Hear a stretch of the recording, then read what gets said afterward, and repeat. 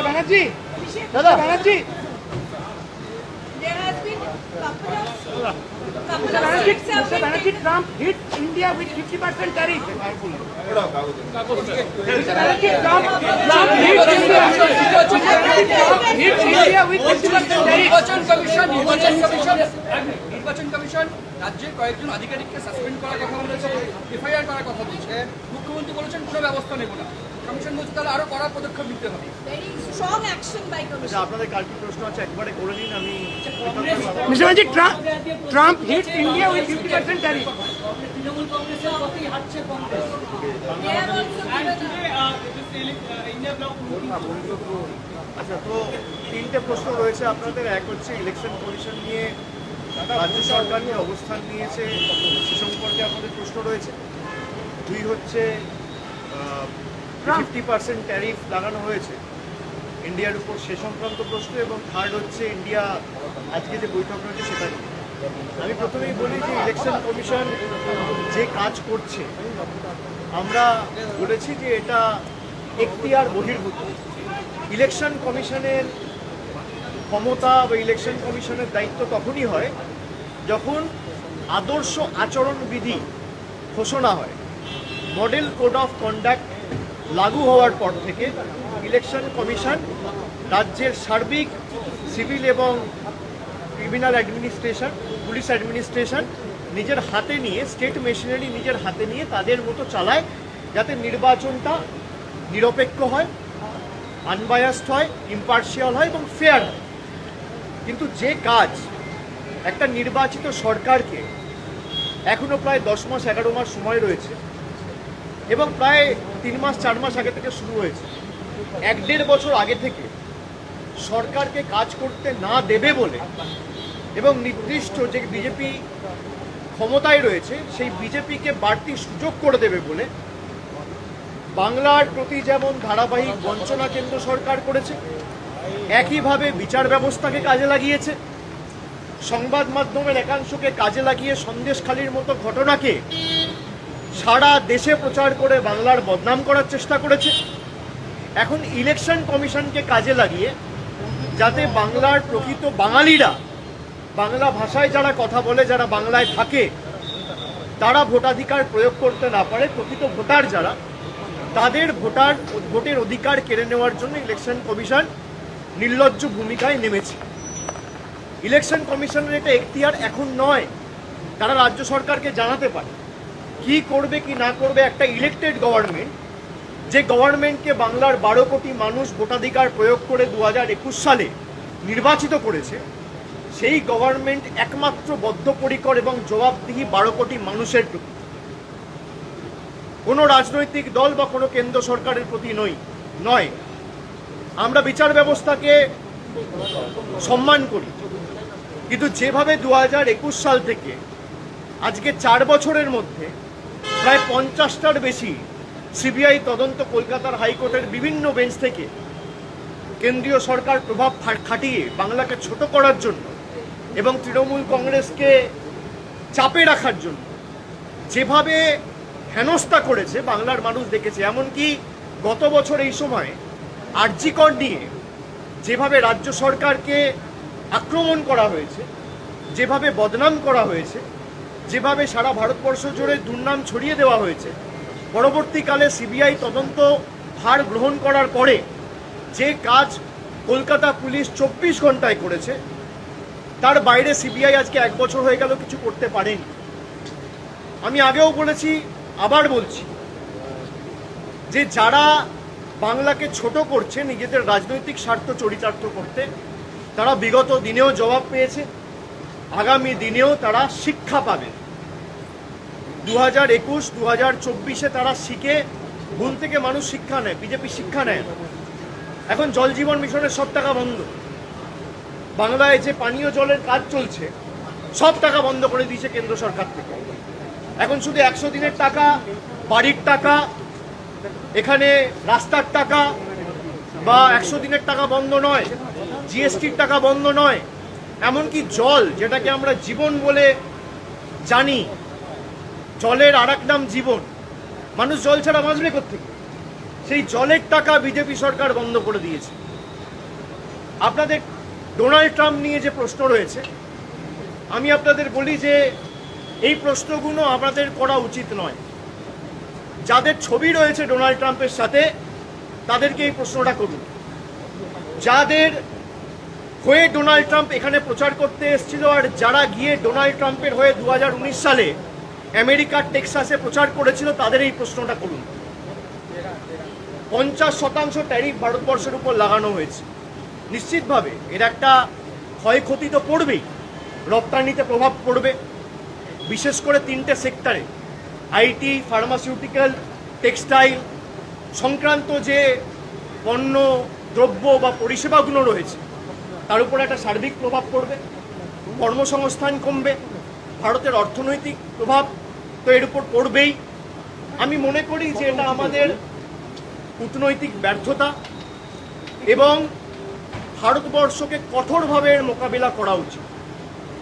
যারা ভারতবর্ষকে ছোট করতে চায়, যারা ভারতবর্ষের উপর চাপ সৃষ্টি করতে চায়, কি কারণে এত ক্ষমতা তাদের হলো হঠাৎ করে, যে সরকার 56 ইঞ্চি ছাতির কথা বলতো তারা ক্ষমতায় থাকার পরেও তাদেরকে বুড়ো আঙ্গুল দেখিয়ে, লাল চোখ দেখিয়ে চায়না থেকে শুরু করে সমস্ত দেশ, আমেরিকা, সবাই, আমি আপনাদের বলছি, আমি বাইরে এগুলো বলতে চাই না, আমি সর্বদলীয় ডেলিগেশনের পার্ট হয়ে 5টা দেশে গেছিলাম। আসিয়ানের মতো মাল্টিল্যাটারাল ফোরাম 11টা দেশ নিয়ে তৈরি, সেখানে সিঙ্গাপুর রয়েছে, মালয়েশিয়া রয়েছে, ইন্দোনেশিয়া রয়েছে, কাম্বোডিয়া রয়েছে, ভিয়েতনাম রয়েছে, লাওস রয়েছে, 11টা দেশ নিয়ে তারা পেহেলগাম নিয়ে পাকিস্তানের উপর চাপ সৃষ্টি করা দূরের কথা, কন্ডেম করে একটা স্টেটমেন্ট দেয়নি। এই ব্যর্থতা কার? ডোনাল্ড ট্রাম্পকে নিয়ে ভারতবর্ষে কোভিডের 1 মাস আগে গুজরাটে প্রচার কে করেছিল? ডোনাল্ড ট্রাম্পের হয়ে প্রচার করতে গেছিল টেক্সাসে কে? ডোনাল্ড ট্রাম্পের হয়ে আপনি প্রচার করেছিলেন, বিজেপির নেতারা করেছিল, যোগ্য করেছে বিজেপির কর্মীরা ডোনাল্ড ট্রাম্পের দীর্ঘায়ু কামনা করে। এ তো সমাজ মাধ্যমে রয়েছে, আপনারা দেখেছেন। So I think people who have campaigned for Donald Trump, and Donald Trump also came and reciprocated the same 2 months before COVID in 2020 in Gujarat. And the Honorable Prime Minister, he also himself went and campaigned for the then US President Mr. Donald Trump in 2019. If I am not wrong, I exactly remember the date, it's 22nd of September in 2019 in Texas. So someone who campaigned for Donald Trump will be in an ideal position and situation and far more apprised and will be able to answer with clarity that what made Mr. Donald Trump and the US government impose a 50% tariff on India. The onus is on him. The onus is on the incumbent NDA and BJP government, not Trinamool Congress. Why Mamata Banerjee never invited Donald Trump? The Trinamool never invited Donald Trump. No one from Trinamool went and campaigned for Donald Trump. Mamata Banerjee or anyone from Trinamool Congress, did they go and campaign for Donald Trump? Who went and campaigned for Donald Trump? Let me show you a small clip.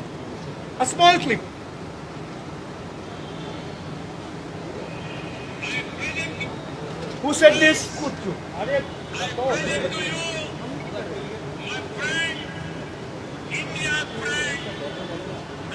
Who said this?